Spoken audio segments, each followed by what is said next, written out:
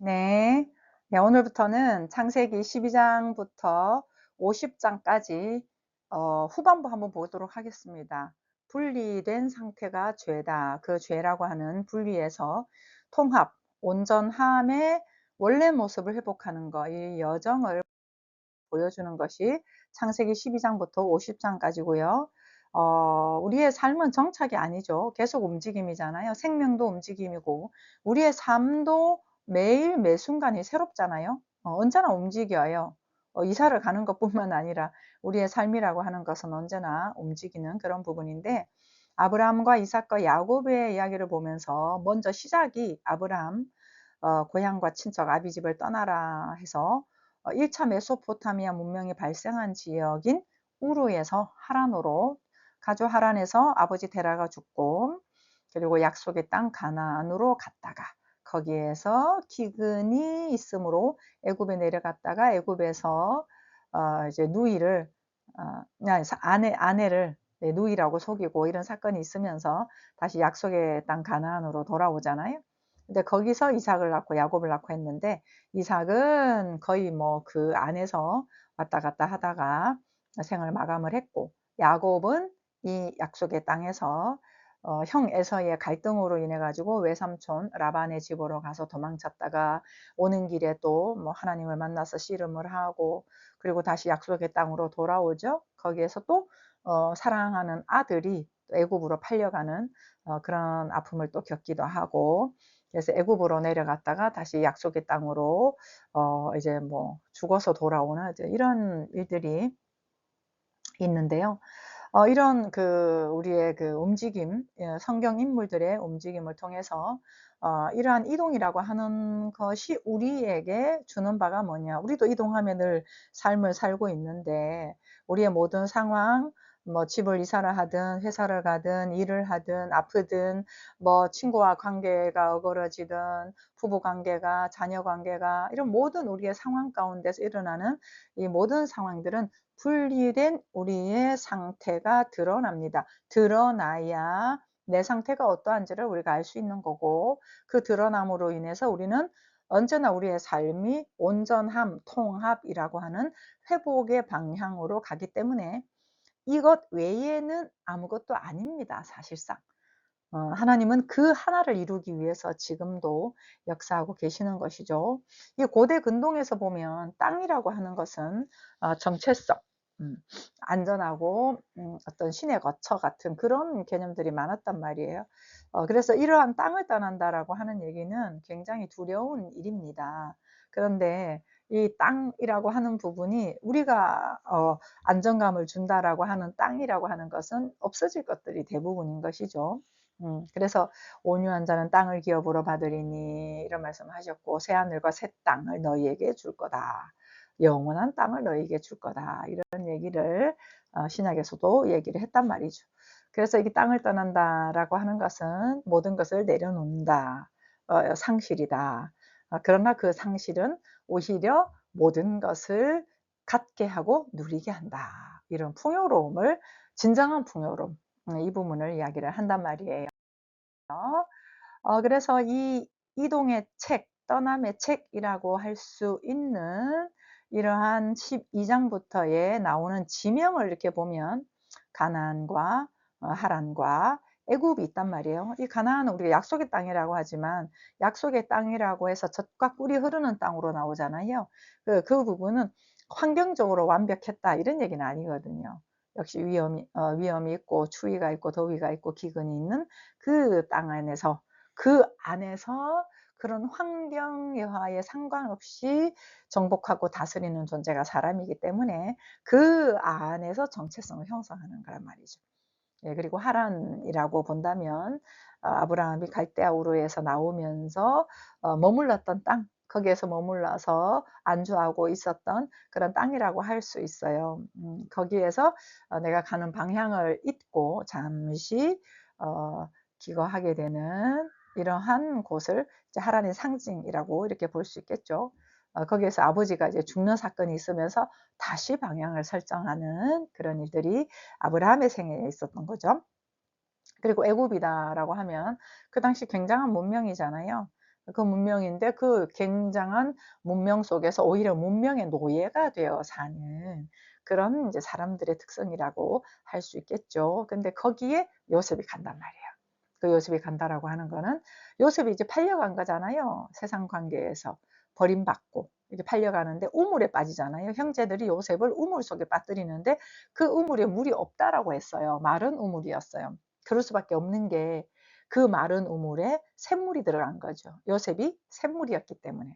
그 샘물이 흘러 흘러 애굽으로 간 거예요. 그 문명이 주체가 되어 있는, 사람이 노예가 되어 있는 곳에 사람이 샘물로 서게 되는 그런 자로 요셉이 내려가는 것이죠. 그래서 그 요셉이 그 애굽이 다시 기근에 빠지고 요셉이 생명의 부양자로 거기 뜨잖아요. 이 모든 과정이 우리를 이야기를 하는 거란 말이죠. 그래서 하나님은 언제나 우리에게 익숙한 곳, 내가 붙잡고 있는 것, 그 모든 것들을 자꾸 떠나게 해요. 때로는 억지로, 때로는 내가 이거 아니네 뭐 이러면서 스스로 놓게 되고, 어쨌든 간에 내가 잡고 있는 그 동아줄이라고 하는 것들, 그런 것들을 놓게 하고 스스로의 존재로 살게 하는, 그래서 주객을 잡고 살게 하는 그런 방향으로, 그게 우리 원래 모습이기 때문에, 그래야 자유롭기 때문에, 그래야 마음껏 사랑할 수 있기 때문에, 그래야 진정으로 어우러짐을 살 수 있기 때문에 그렇습니다. 이런 모든 회복의 여정을 다루고 있는 게 하나님의 그 방식이고요. 그래서 창세기 12장에서 50장의 핵심 원리라고 한다라고 하면 결국은 그런 원래 모습으로의 회복의 여정을 갔던 사람들의 이야기다. 그러니 그들의 회복 여정을 보면서 우리들의 삶도 그러하다라고 하는 것을 알 수 있겠죠. 그래서 죄라고 하는 것이 창세기에 나오잖아요. 그 죄라 타락했다, 죄를 지어 타락했다 이렇게 얘기하는데, 그 타락했다, 그 죄에 드러난 형태는 분리예요. 원래는 덩어리란 말이죠. 우리가 하나다, 모두가 똑같다, 우리 모두가 하나다, 이런 부분인데 그게 아니라 이제 개별로 떨어진 거죠. 그럼 조각이 되는 거죠. 그 부분이 되는 것이죠. 그 부분이 되면서 드러나는 게 뭐겠습니까? 부족한데, 뭔가 배고픈데, 마음에 안 드는데, 뭐 소외감이라든가 부족함이라든가 뭔가가 더 있어야 될 것 같은 어떤 그러한 느낌들이 우리에게 그냥 형성이 될 수밖에 없는 거예요. 거기에서 드러난 것들이 질투와 미움과 또 뭐 권력 욕과 욕심과 이런 것들이 이제 드러날 수밖에 없는 것이죠. 왜냐하면 내가 지켜야 하니까요. 그래서 분리다라고 하는 거죠. 그 분리는 착각이다. 원래 덩어리다. 그 원래 덩어리로 회복해야 한다. 이렇게 이제 얘기를 하는 것이고, 아브라함, 이삭, 야곱, 요셉 이 모두가 이런 여정에서 회복되는 과정을 보여주신 것입니다. 그래서 회복이라는 말 속에 의미가 들어있듯이 뭔가 고치는 것이 아니에요. 새롭게 뭔가 어떤 존재가 되는 게 아니라 원래 상태로 우리가 회복하는 것을 이야기를 하고 있습니다. 원래 상태는 어떤 하나님의 형상과 모양이고, 하나님의 형상과 모양이라고 하는 것은 덩어리를 이야기를 하는 것이죠. 그래서 우리의 삶에서 떠난다, 뭔가 이루어진다, 상실이다 라고 하는 것들은 겉으로 보기에는 이 부분이 아픔인데, 그게 결국은 원래 내 모습으로 돌아가는 계기를 삼는 역할을 한다라고 하는 것이죠. 그러니까 우리 삶은 실수가 없는 거예요. 우리 삶에 유익하지 않은 것은 없는 겁니다. 그래서 이 예수님은 회복의 완성이고 완전한, 아주 온전한, 완전한 또 기준이 있어서 온전한, 그대로 괜찮은 사람의 모델이다, 이렇게 이제 볼 수가 있겠죠. 예, 그래서 이제 이러한 창세기 20장부터 50장까지의 인물 중에 아브라함을 한번 보면 아브라함의 존재가 흔들리죠. 왜냐하면 땅을 떠나니까요. 친척, 고향, 아비, 집을 떠나라 그러잖아요. 너무 존재가 흔들리는 거죠. 근데 거기에 한 걸음 내디뎠단 말이죠. 근데 그 내디딜 때 약속이 이제 시작이 되는 것이죠. 안전지대를 떠나고. 네, 그러면서 레카. 이 말이 떠나다라고 하는 건데 너 자신에게로 가라 이런 말인 거예요. 원어적으로 보면. 그 존재 자체로 서야지 실제 진짜 행복하지 않겠습니까? 뭐 가졌어도 사실은 행복한 것 같은데, 원하는 거 가졌어도. 근데 그거 가지면은 또 지켜야 되잖아요. 잃을까 또 염려잖아요. 그래서 언제나 반쪽이에요. 가져도 불안하고 안 가져도 불안하고 이런 상태란 말이죠. 근데 존재로 충분하다라고 했을 때는 뺏길 수가 없잖아요. 이러한 근원적인 본질적인 우리의 원래 모습을 향해서 떠나다라고 하는 것이죠. 그래서 아브라함이 여호와를 믿으니라고 한 것은 행위적인 거, 도덕적인 걸 얘기를 하지 않습니다. 그게 아니라 불확실성 속에서도 한 걸음 내딛는 것, 그게 믿음이에요. 속에는 의심을 잔뜩 가지고 있어도 그냥 그대로 한번 살아보는 걸 얘기를 하는 거예요. 애굽에서 이스라엘 백성들이 10가지 재앙 중에 마지막 재앙이 있잖아요. 방 안에 들어가서 문설주에다가 양을 잡아서 피를 이렇게 바르잖아요. 그 피를 바르는데 그 피를 바른 집은 내가 넘어간다, 저주가 임하지 않는다, 이런 얘기 있잖아요. 근데 피를 바르면서도 우리 집에 들어오면 어떡하지, 그러면서 피 발라놓고 집에서 벌벌 떨어도 내가 그대로 말씀대로 실행을 했기 때문에 안 들어온단 말이에요. 그러니까 우리의 감정적인 뭐 믿음이 없다 이런 거하고 상관이 없어요. 예, 그냥 한 걸음 내디디면 되는 이제 부분이 거거든요. 예, 거기로부터 우리를 원래 모습으로 회복을 한다. 고치는 게 아니다. 원래 모습을 찾는 거다. 원래 모습이 드러나는 거다. 이런 이제 여정이 이라는 말씀이시죠. 그래서 아브라함의 여정을 보면은 가나안에 왔지만 기근이 오니까 애굽으로 내려가요. 그냥 내 생각대로 하는 거죠. 뭐 내가 하고자 하는, 내가 할 수 있는 방법대로 막 하는 거예요. 거기 가니까 또 위험에 처했어. 자기 아내 사라 때문에 또 자기도 목숨을 부지를 해야 되겠어. 그러니까 "아우 내 아내 아니에요. 누이예요." 하고 거짓말도 치고. 그래서 아브라함이 약속을 믿는 그 굉장한 믿음의 소유자 같지만은 여전히 나를 지키려고 하는 내 생각이 더 크단 말이죠. 환경이 흔들흔들하고. 예. 그런데 믿음으로 하나님이 이 아브라함을 계속 삶은 우리를 계속해서 든든하게 풍성하게 세워간단 말이에요. 그것 때문에 "너 믿음이 없네. 어쩌네." 이렇게 하지 않는다라고 하는 것이죠. 그래서 믿음이라고 하는 히브리어 아만을 보면은 지탱하다, 확고하다, 의지하다 요렇게 나와 있어요. 이걸 이제 대상적으로 보면 내가 어떤 대상한테 의지한다 이렇게 볼 수도 있는 거거든요. 근데 인제 이 하나님이 대상이 될 수가 사실은 없는 거거든요. 우리가 믿을 때 하나님을 믿어요. 하나님을 찾아요. 이렇게 하지만 하나님은 여기 계셨어요 이미. 그러니까 결국 우리가 하나님을 믿게 되었다, 하나님을 알게 되었다라고 할 때는 하나님이 함께 했어 이런 고백인 거거든요. 하나님이 저 구름 속에 있는데 내가 찾았어 이런 개념이 아닌 거예요. 나와 함께 했네? 그러니까 하나인 거예요. 연합인 거예요. 예. 그래서 이 믿음이라고 하는 부분은 대상 의존이 아니라 내가 한 걸음 내디뎠을 때에 오는 확신 같은 거, 실감 나는 거, 예, 그 부분한테 자꾸 이제 내가 신뢰를 하게 되는 것이죠. 그러니까 '아 그렇구나. 내 생각, 내 감정을 의지하는 게 아니라 그냥 한 걸음 내디디면 되는 거구나.' 그러면서 그 불확실성 앞에 나를 맡기는 상태, 그 한 걸음 그냥 움직여 보는 거, 이게 믿음인 거예요. 그러면서 뭐 알지는 못하는데 그냥 사는 것이 괜찮아지는 거. 생각으로 막 그냥 고민하고 갈등하고 불안하고 계획하고 이런 게 아니라 그냥 느껴지는 대로 하는 거. 이 부분이 이제 정말 이렇게 믿는다라고 할 수 있는 거거든요. 근데 그렇게 하기에는 너무 이제 불안하죠. 뭔가 도전하기에는 계획해 봐야 되고 생각해 봐야 되고 이것저것 다 재 봐야 되고 하는 이제 이런 것들이 있는데, 자꾸 하다 보면 '그냥 하면 돼.' 이런 말들이 우리가 나올 수밖에 없는 것이죠. 왜? 우리 삶에서 우리가 그러한 부분들을 확인을 하니까 그렇습니다. 그래서 이삭 같으면은 아무것도 하지 않는 회복을 얘기를 해요.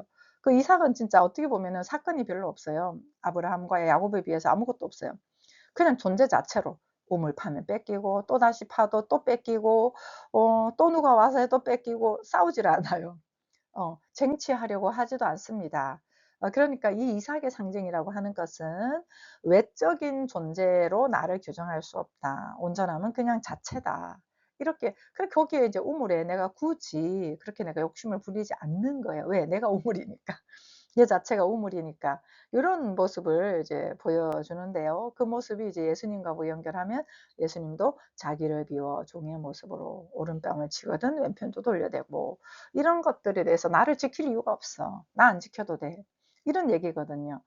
그런 얘기는 뭐냐 하면은 이미 아무리 주변에서 뭐라고 해도 나를 해할 자가 없다라고 하는 것을 아는 것이고, 그 안정감 속에서 내가 모든 것들에 대한 일희일비, 시시비비를 하지 않는 뿌리, 예, 그게 온전함이라고 하는 바닥을 이야기를 하는 거거든요. 그런 어떤 상징으로 말할 수 있습니다. 그래서 오직 은혜로 사는 자, 이렇게 이야기를 하는데, 그 은혜라고 하는 것이 조건 없이 내가 괜찮을 때 이 은혜를 느끼는 거거든요. 예, 이게 또 존재감인 거예요. 존재인 거예요. 있는 그대로의 존재성 부분인 거죠.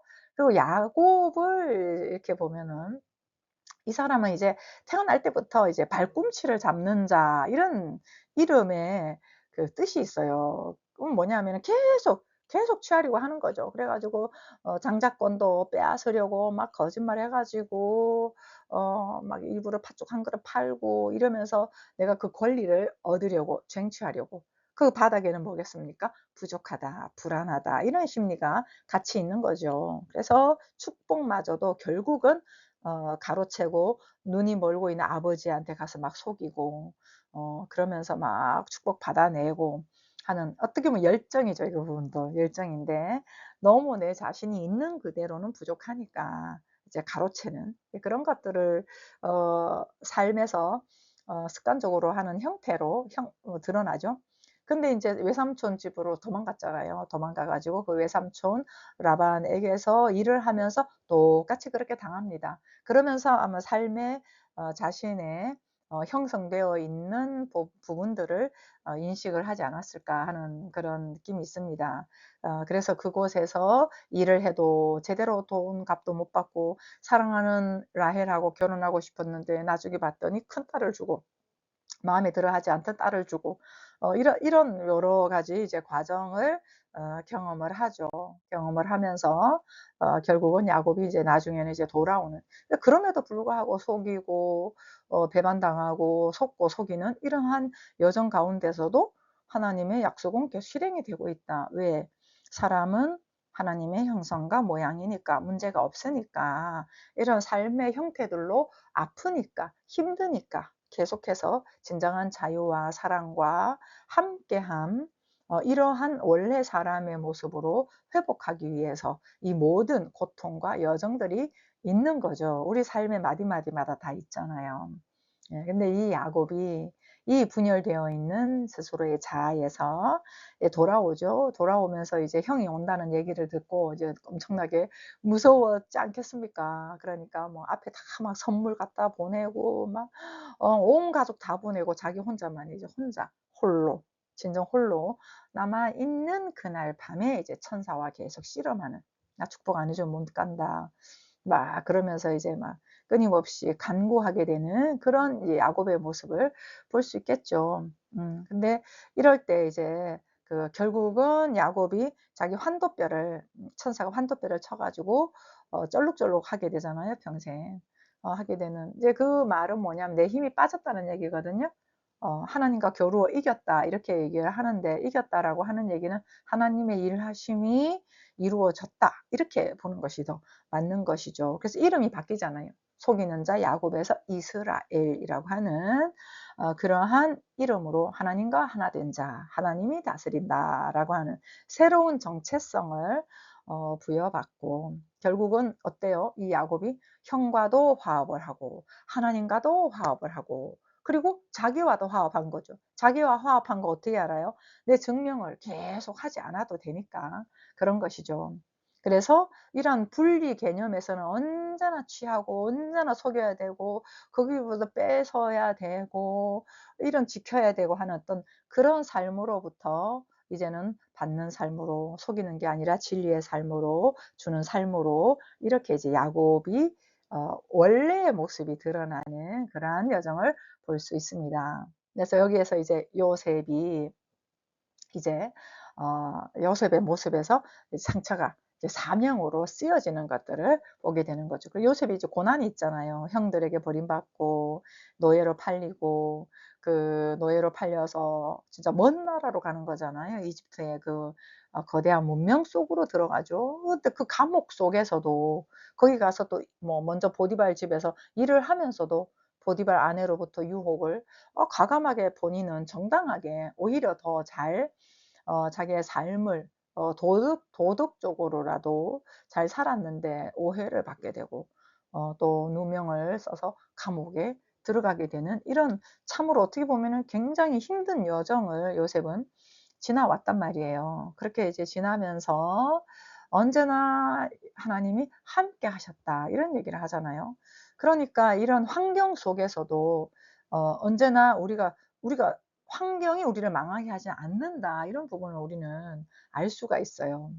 알 수가 있고 또 요셉이 많은 여정 가운데서 불편하고 아프고 힘들었겠지만 이 요셉의 모습을 보면 자기의 상처를 그렇게 부정하지는 않았다. 상처받은 스스로를 인정하고 또 아프고 고통스러운 부분도 인정하고 있는 그대로의 현실 가운데서 아파하면서 슬퍼하면서 그 모든 상황을 다 살아냈단 말이죠. 그래서 아주 결정적인 고백을 하죠. 나중에 형들이 기근 때문에 양식을 가지러 왔다가 형들을 알아보고 함께 이제 만나는 장면이 있었죠. 그 만나는 장면이 있을 때 요셉이 말했던 건 당신들은 나를 해하려 했지만 그건 하나님의 선이었다. 선으로 바꿨다. 이런 얘기 엄청난 반전이죠. 그래서 내 삶의 트라우마, 상처, 억울함 그런 부분들이 나의 존재성을 회복해 하기 위한 모든 그 훈련 과정이었다라고 볼 수만 있다면 우리가 그렇게 볼 수만 있다면 상처가 사명이 되겠죠. 그러니까 그게 요셉이 우리한테 얘기를 해 주는 거거든요. 그래서 그렇지 않으면은 피해자 정체성으로 우리는 살 수밖에 없어요. 근데 이런 피해자 정체성을 넘어서서 원망하지 않고 복수하지 않고 오히려 그 상처를 삶의 복의 통로로 쓰게 되는 요런 모습을 우리는 요셉을 통해서 볼 수 있습니다. 그럼 요셉만 이야기겠습니까? 아니죠. 우리 얘기. 아브라함, 이삭, 야곱, 요셉 모든 이야기가 우리들의 이야기입니다. 여기에서 이제 예수 그리스도와 함께 이렇게 접목해서 한번 보면 정말 우리 원래는 하나님의 형상과 모양으로 온전하다. 있는 그대로 충분한 존재가 사람이다라고 하는 것이죠. 예. 근데 그런 사람일 때는 어떤 상황이나 어떤 외적인 힘듦이나 이런 부분에서 그 환경을 그 대상을 도망치지 않습니다. 변명하지도 않습니다. 근데 변명하는 것도 뭐 내적으로 도망치는 거나 마찬가지겠죠. 그리고 나를 증명하려고 하지를 않아요. 온전한 있는 그대로 '아 그렇구나. 아 그렇구나.' 이건 놀라운 삶이죠. 어. '아 그렇구나.'예요. 왜? 이렇게 할 수 있는 것은 정말 내 존재가 흔들리지 않을 텐데 그러면은 그 존재가 흔들리지 않을 수 있는 거는 뭐냐? 아는 거예요. 진리를 알지니 진리가 너희를 자유케 하리라. 그럼 그 진리가 무엇이에요? '아 내가 문제가 없구나. 내가 정말 온전한 사람이구나.' 그리고 '내 삶의 모든 여정 가운데 있는 것들은 유익한 거야. 원래 나를 더 드러나게 하려고 하는 거야. 내가 착각하고 있던 것들을 버리게 하는 거야. 내가 동아줄인 줄 알고 잡고 있었는데 썩은 거였어. 내가 잘못 알고 있어 가지고 보이는 현상에 매여 가지고 그런 것들 다 놓게 하거든요. 고통스럽게 우리가 다가오기는 하지만 놓게 하는 거란 말이에요. 예. 그럴 때 이 존재의 뿌리가 깊어지고 그 존재가 정말 맨몸으로 합당한 뭘 가져서 괜찮은 존재가 아니라 맨몸 자체로 합당한 원래 사람의 모습으로 정복하고 다스리는 자로 어떤 것에도 굴하지 않을 수 있는 이러한 게 온전한 사람이란 말이에요. 예수께서 그러셨다라고 하는 것이죠. 그 예수님과 인물들을 한번 이제 여기 인물이라고 한다면 요셉이 어떻게 보면은 좀 드러난 거니까 온전한 사람으로서의 삶을 사는 그 충만한 상태로 이렇게 드러난 것들을 보면은 요셉도 형제들에게 버림을 받았고 예수님도 백성들에게 버림을 받았어요. 근데 이거를 어떤 '형들이 나쁘다.' 또 '백성들이 나쁘다.' 이렇게 얘기를 할 수는 없어요. 왜냐하면 몰라서 그런 거니까. 예수님이 그런 말씀하셨잖아요. 십자가에 그 사람들이 못을 박을 때 "하나님 저들의 죄를 용서해 주세요. 저들은 자기들이 하는 걸 모릅니다." 그러니까 우리가 이 온전한 사실을 모르잖아요. 그렇게 모르면은 내가 선하게 한다라고 하는 이런 모든 상대적인 것들이 본질적으로는 온전한 바닥에서 하는 건 아니에요. 상대적인 선함을 가지고 한단 말이죠. 그래서 어떨 때는 선한 것 같고 어떨 때는 악한 것 같고 이렇게 우리가 뿌리가 없는 상태에서의 세상의 도덕률, 뿌리가 없는 상태에서의 입장과 입장 차이에서의 오름, 예, 이런 걸 가지고 좋은 사람이다, 나쁜 사람이다, 이렇게 할 수가 없어요. 왜냐하면은, 요셉의 형들도 자기들이 봤을 때, 너무 이렇게 요셉이 편애를 하는 것 같고, 너무 우리 자기들은 또, 그만큼 대우를 못 받는 것 같고, 아버지의 사랑을 못 받는 것 같고, 어떤 그런 부분들에 있어서는 형평성에서 떨어진다, 이렇게 받지 않겠습니까? 그리고 예수님도 마찬가지로 이 백성들이 예수님을 봤을 때 뭐 아무래도 그 종교 지도자들을 봤을 때는 '율법적으로 안 맞다.' 이렇게 본 거죠. 그러니까 그들의 입장에서는 옳은 거예요. 근데 그게 세상 기준이니까 예수님이 볼 때는 '모른다. 자기들 기준밖에 모른다. 자기 입장밖에 모른다. 원래 하나님의 온전하신 뜻을 모른다. 그 저들은 모르는 상태에 있다. 시각 장애인이다. 환자다. 이거를 얘기를 한 거거든요. 그런데 이제 중요한 게 있어요. 그럼 모르는 거는 모르는 건데 모른다고 해 가지고 나한테 그렇게 공격할 수 있나? 나를 막 버리고 막 나를 힘들게 하고 아프게 하고 이렇게 할 수 있나? 모르니까 이제 그렇게 할 수밖에 없잖아요.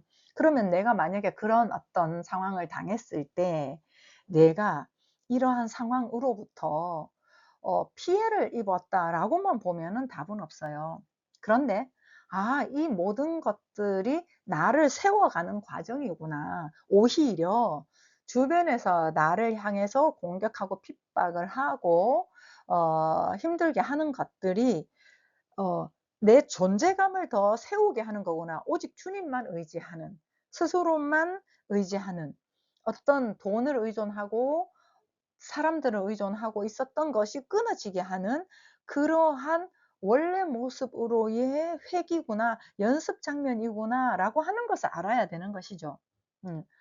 그러면서 또 내 삶의 상태도 내가 알게 되는 거예요. '아 내가 이런 부분이 쪼끔 지나쳤구나. 아 이런 부분은 조심해야 되겠구나.' 이런 것들도 조화롭게 알아가요. 근데 그전에 먼저 '내가 문제없다. 이 모든 것은 하나님께서 선하신 역사하심으로 나를 회복하게 하기 위함이다.'라고 하는 정체성의 뿌리가 서야 '내가 이걸 고쳐야겠다. 아 이 부분 또 내가 좀 잘못한 것 같네.'라고 하는 것이 존재를 훼손시키지 않고 객관적으로 내가 현상적으로 보이는 어떤 행동이나 이런 것들을 잡아갈 수가 있어요. 근데 존재감이 안 서면 미안하다는 말 못 합니다. "이 존재감 문제없다. 온전하다. 이것은 선한 거야. 나를 힘들게 나를 막 망하게 하는 게 아니야. 이 부분을 나는 문제가 없으니까." 이 부분이 서지 않으면 어떤 내가 부조화스럽게 막 행동하고 말하고 하면서도 이거를 내가 고칠 수가 없어요. 왜냐하면 고치려고 하는 순간 내가 문제가 되는데, 문제아가 돼 버리는데, 내가 미안하다라고 하는 순간 내 존재감이 바닥이 나는데, 내 자존감이 바닥이 나는데요. 잘못했다라고 하는 말을 하는 순간 바닥이 나는데요. 그러니까 1 차적으로 내가 영으로 문제가 없다. 사람으로 문제가 없다라고 하는 거, 하나님의 일하심이다라고 하는 거가 서야 정말 객관적으로 내가 사람과의 관계에서 조심해야 될 거, 고쳐가야 될 거, 형성해야 될 거 이런 것들을 정말 제대로 잡아갈 수가 있습니다. 그래서 버림받음에 대해서 얘기를 하다가 제가 쪼끔 더 이렇게 풀었습니다.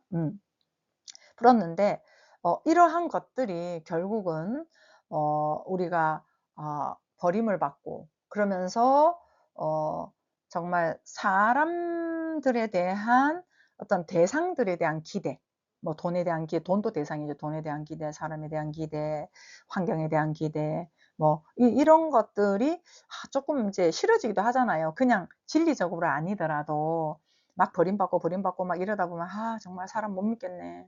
이런 말 하잖아요. 그 근본적으로 보면은 믿으면 안 되는 거죠 사실. 의존하는 게 아니니까.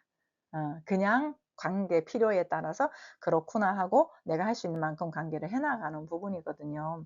그래서 요셉도 낮아짐 속에서, 버림받아짐 속에서 총리로 우뚝 서서 생명의 부양자가 된 거고, 예수님은 죽고 새로운 생명으로 부활하신 요런 모습을 보여주는데, 이거 자체는 큰 축으로 보면 돼요. 우리 삶에 있어서 큰 축으로 본다. 원래는 사람은 온전하다. 문제가 없다. 그런데 우리가 지금 살아가고 있는 이 삶이라고 하는 부분은, 우리가 살아가는 삶이라고 하는 부분은 전부 다 문제거든요. 너, 나, 뭐 이런 모든 것들이 이렇게 문제를 우리가 갖고 있단 말이에요. 근데 거기로부터 우리는 이러한 그 문제 의식이라고 하는 부분에 대해서, 갖고 있는 의식 자체에 대해서 죽고, 옳다 그르다 나쁘다 좋다 해야 된다 말아야 된다 이런 상대적인 모든 것에서 죽고, '아 그렇구나. 사람은 온전하지. 그러면 내가 어떻게 살까?' 이런 부활의 삶의 태도로 바뀌어지는 거. 요게 이제 우리가 스스로의 삶을 사는 거예요. 어 나쁘다 좋다, 어 뭐 잘했다 못했다 이런 부분들은 전부 다 외적인 거예요. 상대적인 그런 기준인 거죠. 그런데 부활이라고 하는 것은 내가 가지고 있는 그 옳고 그름 자체가 없는 거예요. '그렇구나. 일어난 일이에요. 그냥 일어난 일. 아 그렇구나.' 이렇게 되면은 '내가 여기서 어떻게 하지? 어떻게 할까? 어떻게 하면 될까?' 이 부분이 서요. 내가 살아야 할 삶이 살아요. 근데 안 좋다 좋다 저러면 안 되는데 이런 거는요, 내가 사는 삶의 자리를 확보하지를 못해요. 계속 원망과 불평으로, 걱정과 염려로 갈 수밖에 없기 때문에 그렇습니다. 그래서 그 예수님과 요셉이 많이 닮아 있다. 근데 그들이 살았던 삶의 그 큰 축, 버리고 살고 낮아지고 올라가고, 이 삶이 우리 삶에서 계속 반복을 하면서 점점 더 든든하게 우리의 삶을 세워가고 있다라고 하는 것이죠. 그래서 우리의 회복이, 죄라고 하는 거는 분리. 그래서 그 분리라고 하는 거에서 버림받아야 돼요. 그 분리라고 하는 것이 지긋지긋해야 되는 거예요. 분리로부터 살아가는, 애쓰고 노력하는 삶, 아우 정말 지긋지긋해, 아우 지긋지긋해 이렇게 돼야 되는 거죠. 상처받으면서 그러면서 우리가 자꾸 놓게 되잖아요. 근데 그게 사실 놓는 거거든요. 그리고 이러한 그 분리로부터 이 구원을 받는다라고 하는 이야기는 회복이다. 근데 그 분리라고 하는 것들이 우리 주변 곳곳에서, 우리의 삶의 곳곳에서 외적으로 내적으로 고통으로 다가오겠죠. 고통으로 느껴지면서, 불편함으로 느껴지면서, 그러면서 자꾸 방향을 세워가는 가는 우리의 여정은 고향, 예, 우리의 원래 모습 있는 그대로 충분하고 자유롭고, 어떤 것을 걸치지 않아도 괜찮은 존재로 회복해 가는 것을 이야기를 합니다. 그래서 성경은 사람을 정죄하지 않아요. 정죄하지 않습니다. 얼마나 너가 온전한 존재인지를 계속해서 증언을 합니다. 그래서 그 예수님은 우리가 믿고 도달해야 될 대상이 아니에요. 할 수가 없어요. 할 수가 없고, 예수님을 믿는다라고 하는 이야기는 예수님께서 오셔서 말씀해 주신 것을 제대로 듣고 제대로 알고, 그리고 그 예수님이 살았던 삶을 내가 사는 것을 이야기를 합니다. 예. 그래서 그 예수 안에서 저들도 우리와 하나가 되게 하옵소서라고 마지막 기도를 하신 것처럼, 하나님과 내가 하나가 되고, 나와 내가 하나가 되고, 나와 모든 이가 하나가 되어서 살아가는 삶. 저 대상과 하나 되는 게 아니에요.